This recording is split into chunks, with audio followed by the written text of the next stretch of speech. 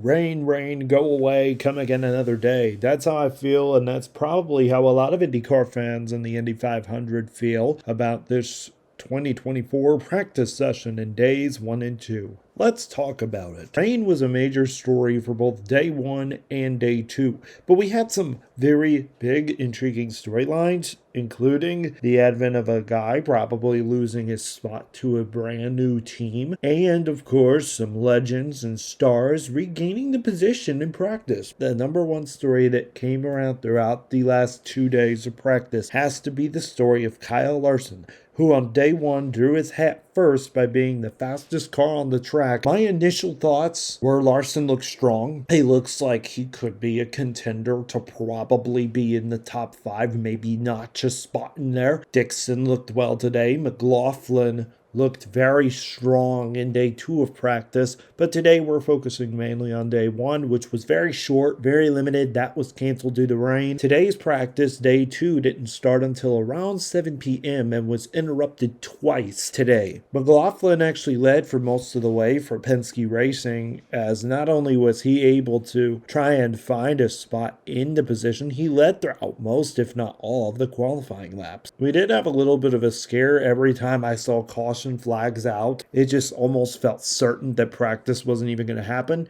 As I said, it interrupted twice. So, to be honest with you, there was nothing really untraditional about this practice here today except for the rain. And can it just stop raining already? In the end, Scott McLaughlin gained the number 1 position in practice for day 2 alongside Will Power and Colton Herta. And then another driver that really intrigued me, who you may be talking about a Cinderella pick if you were going to have one, in Callum Ayalt.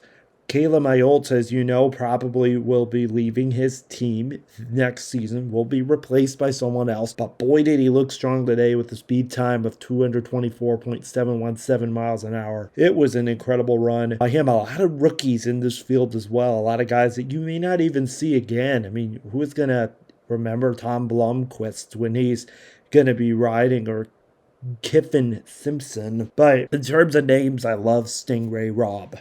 That's a good one too. But day 1 and day 2 really felt like I got robbed, literally, of time because of rain. But knowing how Indiana weather is, hopefully day 3 can be a good one tomorrow. As this practice hasn't been that bad, it's just been very interesting.